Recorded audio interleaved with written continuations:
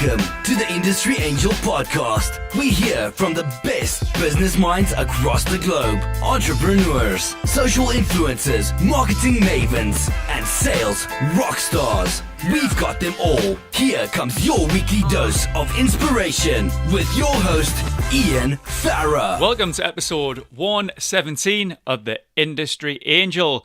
Great to have you back. You might have noticed I've had a week or so off. We've had so much going on here at my business Far North and loads of fun being planned. I'll be speaking at the Go Digital Live conference on the 25th of February in Huddersfield, and you can check out that on digitalenterprise.co.uk. The next day we're hosting a live podcast in my hometown of South Shields. You can grab free tickets for that on the website industryangel.com. So I've got loads of messages from you guys. Thanks so much. You know I get every message, every email. I try to reply to each one. So Paul Koshy, thanks for your continued support. We quite often catch up on LinkedIn. Thanks very much. Kate Anderson has been sharing her posh car stereo on Twitter, showing the show playing on our dashboard. Nice to commute with you, Kate. I feel honoured that you've chosen to listen to the show over your usual trance anthems. Paul Slater enjoyed Simon Middleton on episode 116, especially his quote that Amazon will kill you. Dave Algio also enjoyed Simon's episode. Thanks for the support, Dave. Phil Thornton got in touch to say he's been commuting with us and he enjoyed episode 110 about office politics. Whilst he was on his flight to London, Phil said it certainly made me think about how we can all improve our relationships. Well, thanks for getting in touch, Phil. I recently met with fantastic businesswoman Sophia Jackson, and Sophia's also began listening. So thanks for your support, Sophia. If you'd like to get in touch with me, you know you can jump onto Twitter. We've got industry_angel. There's also Ian_Farah. And we've got industryangel.com. You can connect with him on LinkedIn if you'd like. There's also the Facebook page. So I'm there wherever you want me to be. You can get in touch. I love to hear from you. Okay, let's hear from today's guest. Today our guest is going to talk about the book he's busy writing, named One Golden Nugget. That sees him speaking and meeting with some extremely interesting people and asking for a real killer piece of advice and learning to share with the world. Welcome to the Industry Angel, Steve Foster. Thank you for having me in. How are you? I'm good. Would that be a fair introduction? Yeah, that would be a fair introduction. It was that's a kind introduction, I would suggest. Thank you.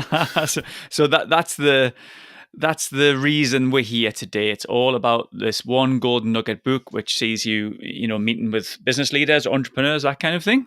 Yeah, absolutely. People across the globe, really. The idea is that as we go on this journey through life, we're often going to meet with challenges that we've got to face, and oftentimes, or for the majority of times, within those challenging situations, there's always a positive.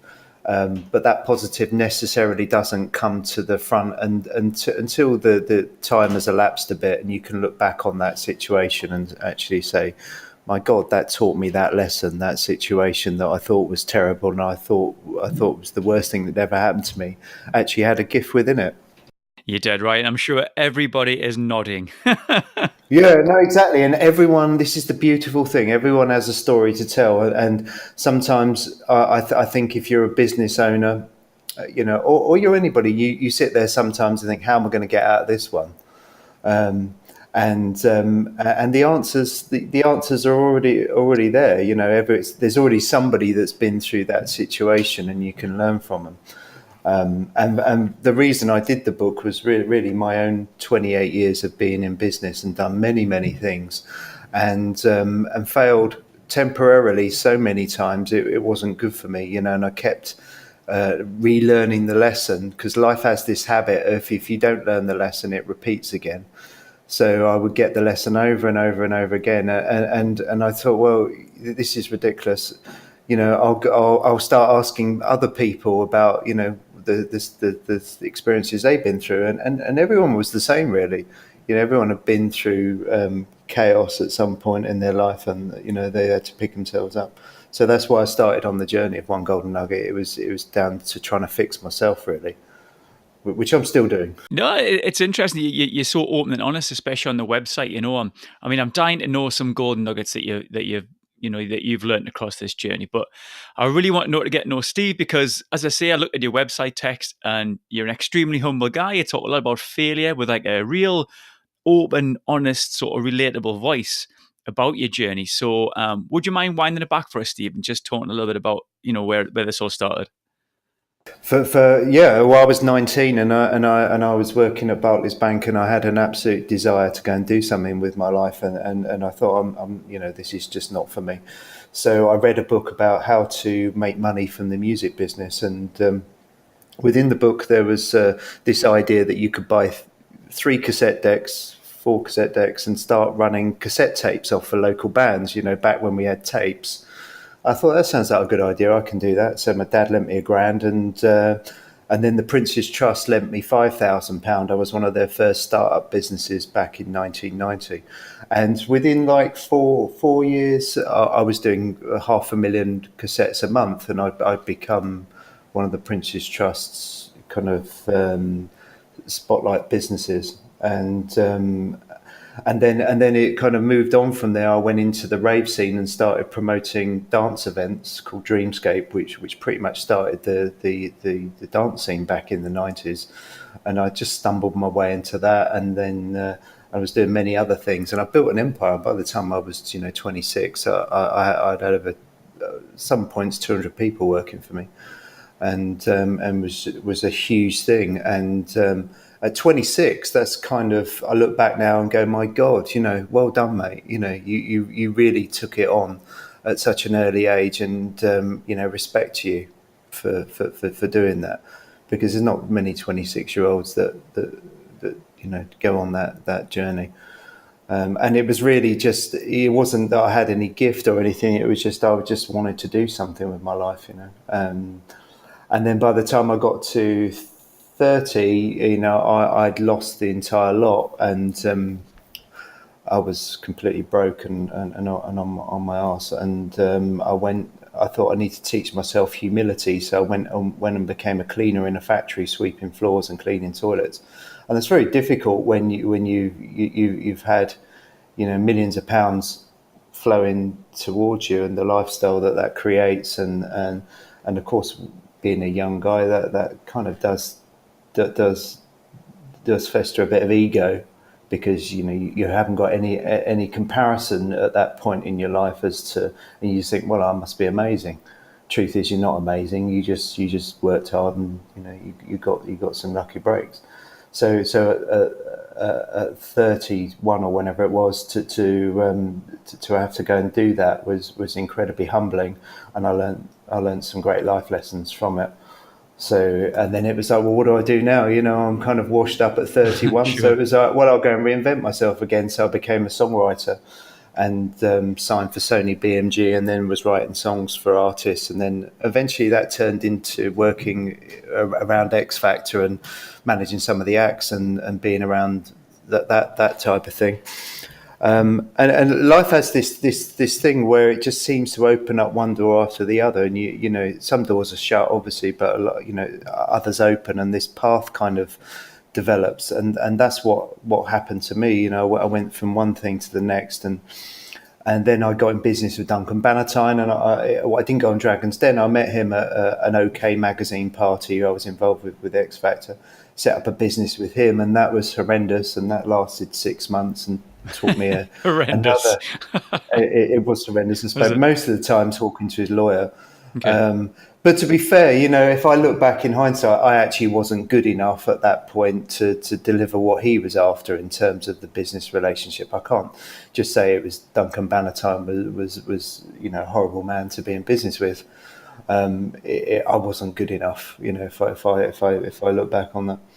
So I did that, and then then I started a company called Magic Octopus, which I've been doing now for 7 years, and that creates brands, and that's where the book has come from, really. So that's my history in a very kind of short space of time. It was a very potted history, because I love the way you just said, well, and then I started writing some like hit songs. I'm like, what? How do you just go about doing that? Yeah, well, I'd always been a musician Right. from my early days. So it was, yeah. But I just made a decision. It's like I can do this. I had no fear of of anything, and it was just a lot of the songs I wrote initially were absolute rubbish. They were terrible. But that's the point, isn't it? You write some terrible songs, and then you start writing some good songs because you've written so many bad ones, and then you move onwards and upwards, and that's the way I've always done it. It's always just dive in and fail massively, and then find the way through. Definitely. No, So I mean, for me, that's a gold nugget because sometimes we hear listeners who want to create something like a podcast, for instance, or a vlog, and then they might have like 10 downloads, and they get really disheartened, and then they just stop. You don't literally yeah. get thousands of downloads on episode 3, do you? You've got to go through that journey. Yeah, of course. But that's the same with anything you do in life. You have to go through that to get to where you want. And this is actually a narrative that's come from speaking to all these people about One Golden Nugget. And oftentimes it seems to be that you just have to keep moving forward and ignore the temporary failure that comes with anything. If you're going to start a podcast, you're going to go through a whole range of experiences of getting it wrong and it's not working and all the rest of it. You just got to be dog-minded with it and just be like, no, I'm going to continue because and that comes back to doing what you love. If you're doing what you love, then it doesn't matter. You're going to take those knocks a lot easier than doing something when you don't love it. And that's Jim Carrey's thing. He's like, well, you can fail at what you want to do. You can fail at what you don't want to become. So you may as well fail at what you do want to become.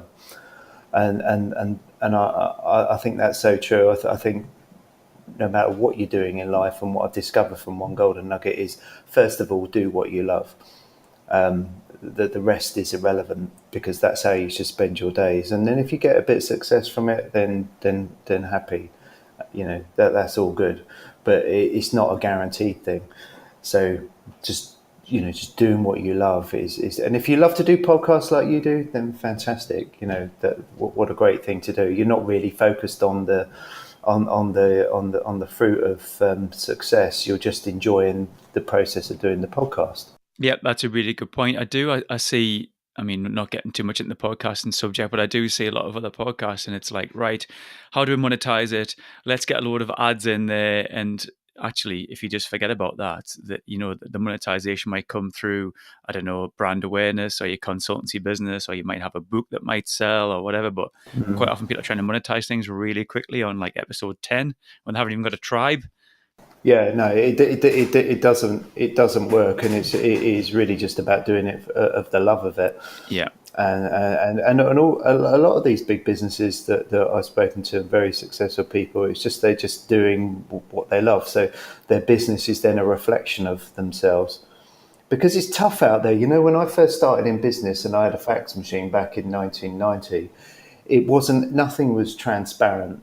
The business I had then wouldn't exist today because everything is transparent. Everybody knows everything. yeah. So, it's a different marketplace these days, in my opinion. Let's think about these nuggets then. So how many have you done? What are you doing? Are you interviewing everybody and talking about the interview, or are you just literally taking that nugget from them and moving on? How are you recording it all?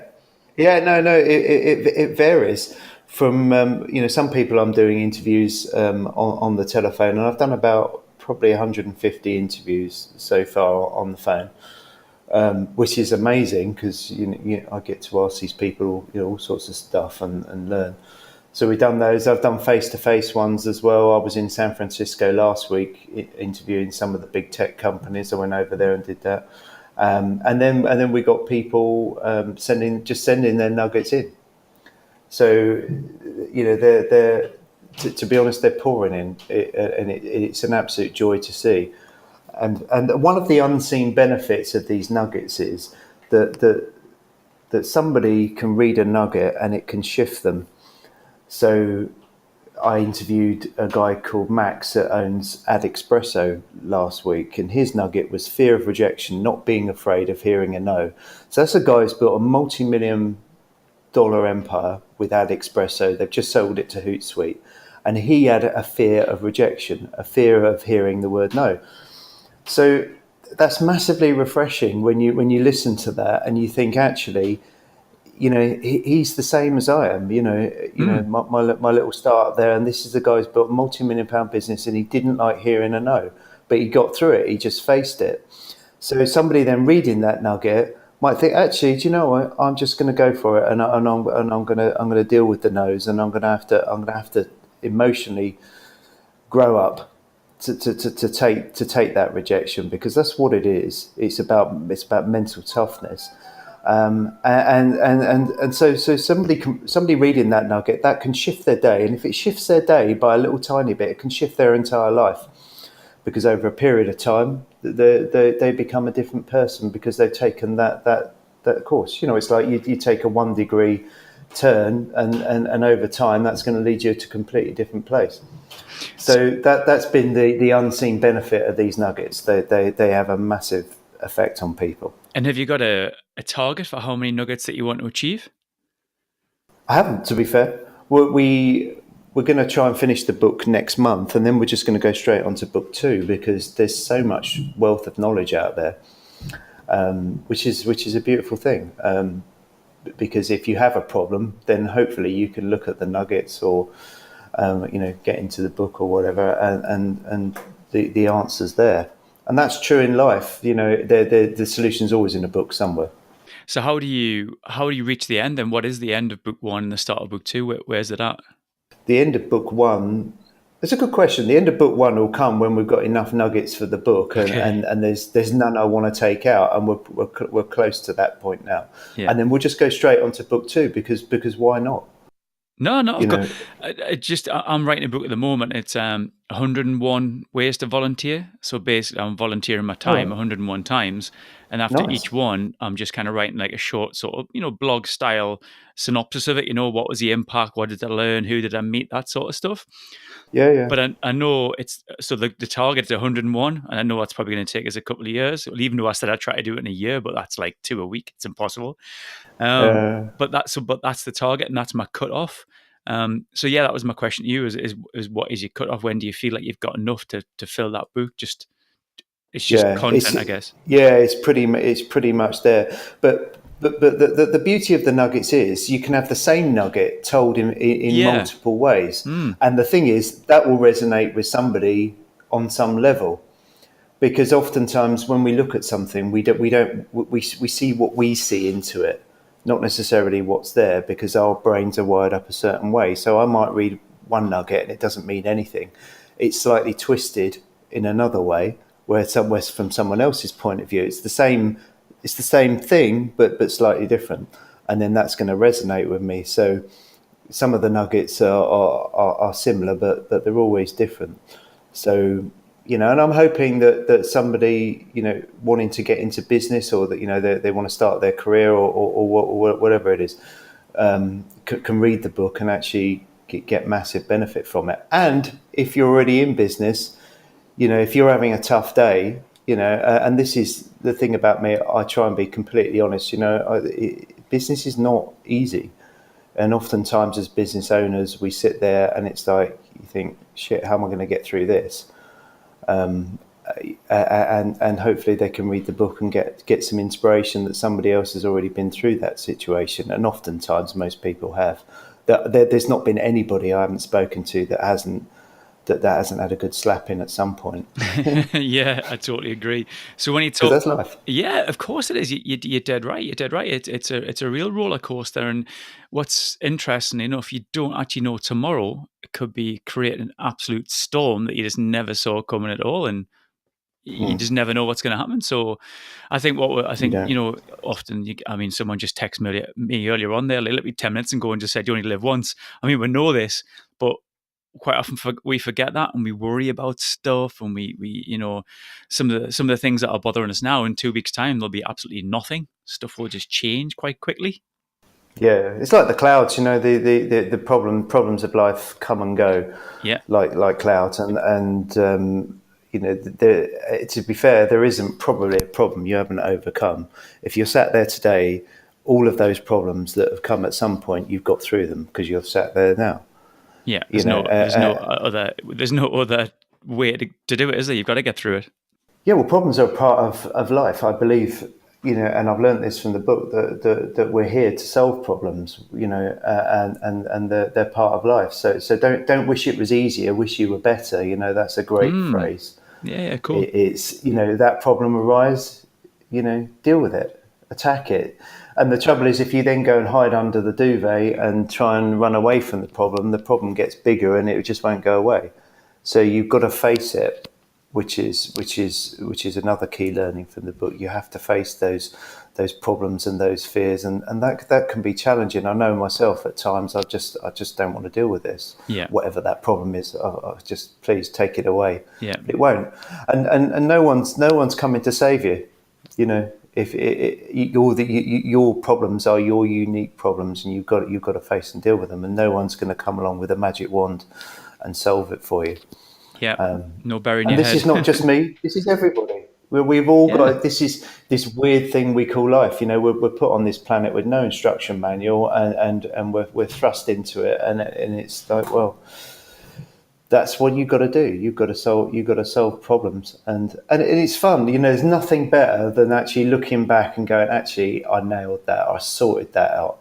There's no better feeling and than doing that. So if you're listening to this podcast and you're thinking, how am I going to get out of this one? It's attack it, go after it massively. I love that. Sorry, I was just letting you go there because it was great. So these people that you've interviewed, how are you reaching them then? So are you? I mean, I think, didn't you say, have you been to the States recently and met somebody, or? Yeah, I went to San Francisco. So I just pick up the phone and call people, or I get them on LinkedIn, or I get their email address. And I met a wonderful man in London, very successful music agent. And his thing was, if you want to connect with somebody, just literally drop them an email and tell them, I'm a big fan of your business. I love what you've done. This is my idea, or this is what I'd like to do. And he does the same thing now, and this is a very successful guy. And with the book, I'm giving people an opportunity and a platform to tell their story, which everybody loves. First of all, they love talking about themselves, and everyone wants to share. People inherently want to help and they want to give. I totally believe that. I think it's part of our human nature. So these top people in these businesses, they love sharing because they know when they share, they get something from it. And also the other beautiful thing is it's almost become a bit of a counselling session, which even with some of these top people, they talk to me and they're reminding themselves. Yeah. So they're getting huge benefit from it. So so connecting for this book, I just knock on the door and do my thing, and of course it comes with its fair share of no's, but I would say in terms of the 80-20 rule, probably 20% say no and 80% want to do it.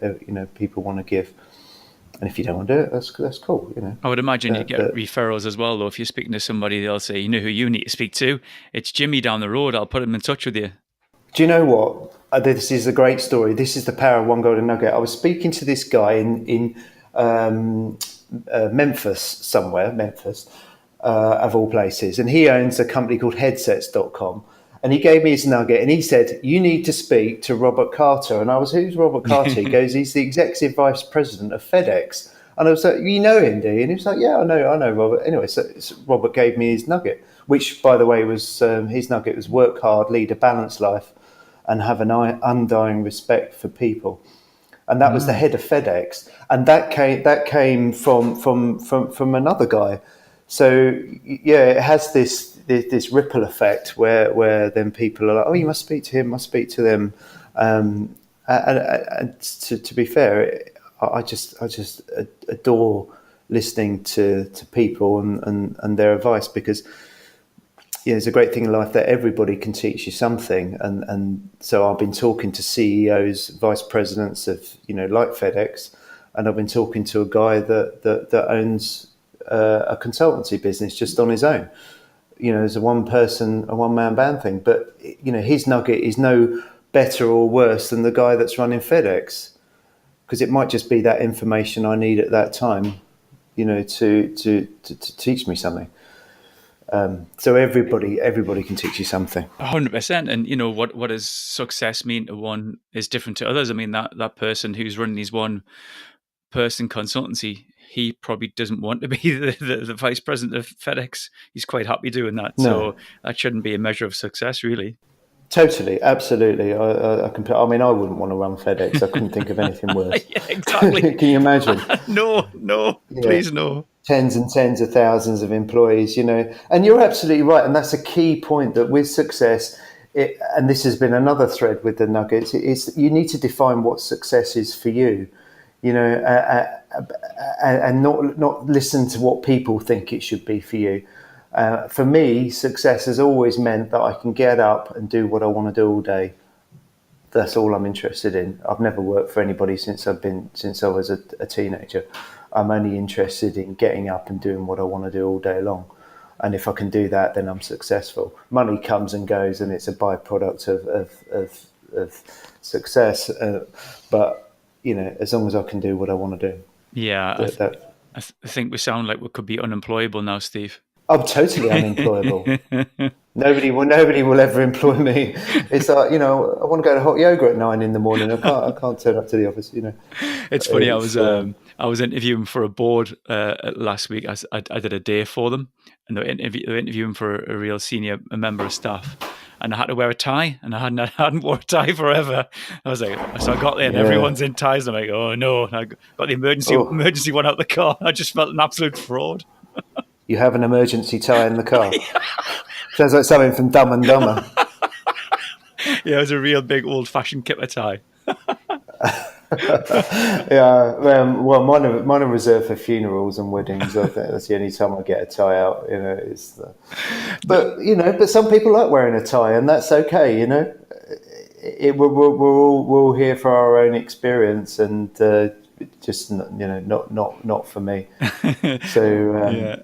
Don't get us wrong. I like to dress up, but it's the time and the place. And sometimes in business, I don't feel it. That's me, and that's my style. And I've talked a few times on this show about having your own kind of, your own brand and being you. And I know it's very cliche now and quite authenticity and stuff, but you just have to have your own brand and your own look and feel. And if that's you, then that's you. And why should we have to conform? Absolutely. You need to be telling your story in your way, and that's really what brand is for me. It's just about telling a story, which is what One Golden Nugget is in some respects. It's just my story of my own failure. I mean, I've had some terminal failure that people would just go, oh my God, that's. But I've always somehow managed to pick myself up again. Yeah. So that's life, But from that's come the book, So in terms of the book, then, I hope you don't mind, but how are you financing this? I do it myself. Yeah. I own a marketing company, so I put it together, and the issue is actually, and that's a valid point, it's actually becoming an industry of its own. Yeah. We're getting so many nuggets, so much to do that I need to, at some point turn it into a revenue stream as well as having a great time. But that'll come, that the answers will come. I think for now I'm just focusing on doing the best possible job I can with it, and we'll get book one out next month, and then I'll go on a radio tour, and I'll try and get myself on TV and do whatever I can to promote the hell out of it. I think what you said earlier on about the doors opening, they just will. If you just get on and do stuff, something will happen. It's a bit like me in this 101 volunteering ways. The stuff that I've met, and the people that I've met, and the stuff that I've done already has had an impact on my life and other people's lives around us. And just by doing something, out of the ordinary will lead to something else. I just totally believe in. It does. I don't know whether it's. I said in this show, I'm getting very tree huggy in my older age, but I just love that side of it where things just come to you. The universe just answers you. Well, tree huggy is an interesting thing, because everything in life is energy, and if you put something out there, it has to come back. It won't come back necessarily from source, but it's a reaction thing. So if you're putting something out there, like with this book that you're doing, there has to be some kind of return on it. And what that is, we can't say. But life is just energy, and I personally believe that we're moving into a new era in doing business where the old ways of working are falling away. Having been in business with Duncan Bannatyne and the fear aspect that he generates in every interaction that he does, I don't think that fear's got a place. It certainly hasn't in my life anymore when I'm doing business. I want to do business from a place of love and respect for people, and just we're all doing our best. The generation of fear thing is not something I want to be involved with. Now, you can look at Bannatyne and say, well, he's built up $1 billion industry. What do you know, Steve? Well, yeah, maybe, but that's still not the way I want to do business. And that is how he does business. There's only fear and love really as two key emotions in this universe, and I personally just want to be focused on love and doing in the interactions that you have on a business level, and that means doing things for the right reason. Injecting it with the love emotion. So when you deliver something for a client, it's done with love, and that's not a wooey thing. That's just that's an intent. No, I couldn't agree more. And I've said on this show a few times. I mean, actually, this is probably my golden nugget for you. Then is, Oh, here you go. Give it to me. I was going to ask you anyway what your nugget was. Well, it comes to exactly what you're talking about there. And my dad, he was a shipyard worker. He wasn't a business owner. He wasn't in the world of business. But what he taught me was to play a straight bat. Never step on anybody. Be humble. Strive for integrity. And he said this one thing to me, and I've said it a few times, I'll say it again. He said, son, you've got to be able to look at yourself in the mirror. So whatever you do in life, you've got to be able to believe in it and not step on anybody to get there, So when I'm coaching clients, I often get them to write down some values that business stands for. And in the difficult times around the board table or the management meetings, it's often beneficial to remind yourself why you're there, why you started that company, what you stand for. And if they don't align with your values, then you just don't do it. So definitely playing with a straight bat is where it's at. I totally agree. Because if you get any money from playing it slightly crooked, what the universe will do is it will take it away from you. That you cannot keep that money because it's not been delivered in the correct way, in my opinion. And I'm talking from experience here. In my 20s, I was a little bit sharp. And I ended up losing the whole thing. And if I look back, actually, I should have played it a bit better. But in your 20s, I was desperate to climb whatever ladder I thought I should be climbing, and wouldn't would just ignore everything for the goal that I wanted to create, and that was wrong. But that comes through experience, and I think you can only go through those experiences to learn it. Like you say, you've got to be able to look yourself in the mirror, and that's actually become another key trait of these nugget owners. It's everyone. Play it straight, do good things, forget the money. We're all so obsessed in this life about money, but I don't think it's about that. I think it's about doing good things and actually giving something back. And then if money comes as a result of the actions that you've taken, the business that you've built, because it's a beautiful thing, then you'll get rewarded. But don't do it for the money. Yeah, I totally agree. Do it because you want to do something good. Yeah, and a lot of listeners who listen to this podcast and come back week on week are so aligned in this. And I know that I hear messages and emails and tweets all saying the same thing. And I totally agree. I think that's where business and lifestyle now is kind of going. And it was funny as you were talking there about the money. I mean, it was quite deep what you were saying about that money will leave you, but it's interesting. It's a bit like doing something nefarious for £1 million. Every pound of that money you spent was because of that, what you did. And could you live with yourself for that? Yeah, no. So money's just energy, and it's a weird thing, money, because if you don't treat it right and respect it, it will disappear. So you have to apply a certain type of mindset to it. And again, I'm only talking from experience because I had money and then it walked off and left me. and that was because I hadn't built it correctly, in my opinion. So I don't do things for that reason now. I do things just because I love doing them. And I think as you get older, I think the need for like, oh, I must be this and I must be that, I think you lose it. I think in your 20s you're desperate to be somebody and show the world how great you are. No one's thinking about you, and that's a good thing. No one's worrying about me and my problems, and nobody cares. And I don't mean that in a negative state. People are too busy thinking about themselves to worry about you. And oftentimes when we're younger, we just focus on what they think and what they're doing. I must have this car. I must do that. Forget all that jazz. The ultimate golden nugget is happiness and it's peace of mind. And if you've got peace of mind, then you have the number one jewel. That and health, of course. The success and all the rest of it is just really irrelevant. The success for me is peace of mind, is happiness. Yeah, I love that, and I hope younger listeners will take something from that. And as you say, people even reading the book as well, they don't have to be in their 20s. They could be right the way through life. That there's going to be lessons, and even just validation. I think sometimes even listening to you there helps me understand that, yeah, maybe I am on the right track, and you've validated quite a few things that I'm thinking right now, and it's quite nice to have that like shared opinion about stuff. Good. Yeah. Well, the way that you can check that is your gut. You have an intuition, and an intuition's like a like one of the senses. We're not taught it in school, but actually intuition is like sight and it's like hearing.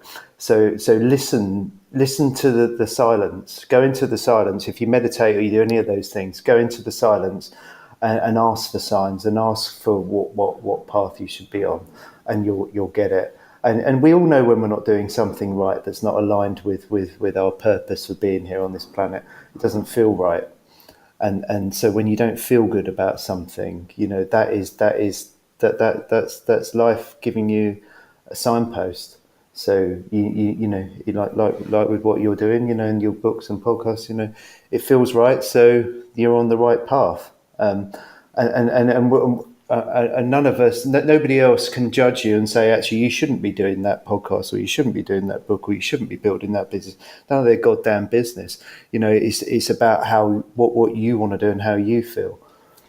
Excellent. And I think sometimes we do get caught up in what other people think we should be doing. We're just sort of, leave me alone. This is my life. I'm going to run it exactly as I want to do it. I'm talking to myself here, by the way. I love that. No, you're talking to me because I've been there, and you know what it is. I mean, people will look over your shoulder. People will look over the fence and say, what does he think he's doing? What does she think she's up to? As you say, it's none of their business. You live your own life. No. My latest one, I've started because I've always been a musician and a songwriter. I've started my own band. It's called the Magic Octopus Band. So we're going on tour. And I've got a goal to play the O2, and I'm going to go and do that because I'm going to become a 48-year-old rock star. Because why the hell not? Class. Because yeah. I've got the whole band because I've got all the contacts in the music industry, and the reason I'm doing it is because I damn well want to do it. Because I don't want to sit at home getting into my 50s, 60s, going, "God, I should have done that." Yeah. I was back in a boy band back in the 90s, not a successful boy band by any means. But I loved it, and I stopped doing it because for whatever reason, and I just thought, no, now's the time to do it, So I think we've got to be completely selfish in what it is we want to do with our life, and that's the definition of selfish. It's not doing what you want to do. It's the definition of selfishness is asking somebody else to do what you think they should be doing. It's like me saying to you, well, I don't think you should be running a podcast. You should be doing this. That's being selfish. You doing what you want to do with your life is completely your decision. So, but we fear rejection and we fear what other people will think and all that jazz. So if you're listening to this and you do get that feeling, it's just go on, go for it, do your thing, Sure, it I is. can't state that enough. I wish I was doing this live because I've got the biggest smile on my face listening to this. This has been one huge golden nugget of a podcast episode. Well, my trouble is I have put myself through so much pain over the years that you just get to at some point and think, oh, no, enough is enough. I'm just gonna. Because at 48, how long have I got to live? And this is not a negative thing, but if I live to be 78, right, 30 years, it's not very long. Yeah. It's about 10,000 days I've got to go. Mm-hmm. So how am I going to spend those 10,000 days doing what I want to do or doing what other people think I should do or worrying about this or no, Jazz. I'm just going to do exactly what I want to do for the benefit of life. I'm going to bring my gifts and talents to the table. We're here for such a very short amount of time. And that's if I made it to 78. I might, it might all end today. Who knows? Yeah, well. Who cares? Who cares? Man, you're on fire now. I fired you right up. So. Yeah, but who cares? we have no control over that. So this is a great place to leave it, Steve. Is there anything else you need to tell us before we go? Where can we learn more about the book and yourself? And you can go to onegoldennugget.com, and if you've got a nugget, you can submit it there, and then the book will be out soon. And I'm going something out. This is amazing. I'm very excited about it. I've been asked to start doing talks now on One Golden Nugget, so I go along to businesses and talk about my experience of writing the book and the nuggets, and talk about Bannatyne and raves and X Factor and all those things as well. Yeah. So that's come as a result of doing the book. I hadn't thought about doing it, but somebody wants to hear me talk, so I'm going to trip along and do that. So I'll be doing that. So onegoldennugget.com. Get involved. Send us your nugget. See, the doors are opening. Oh, they never stop opening. The thing to do is not keep pushing on a door that's closed, because that's that's completely nuts. Good stuff. Well, Steve, thank you so much for your time today. I really enjoyed it. Well, thank you for your time as well. You're a good guy. Thanks to Steve there. His book sounds so aligned with a lot of our thinking, because I know you guys really well now, and I'm sure there's lots to learn for younger listeners in the early parts of their careers, and also more established professionals who might like to validate their thinking or just feel that their path is true. I really enjoyed that, and I hope you did too. Please drop me a line, let me know. It would mean the world if you could review the show on your chosen player, and tell a friend too. So until next time, I'm Ian Farrer.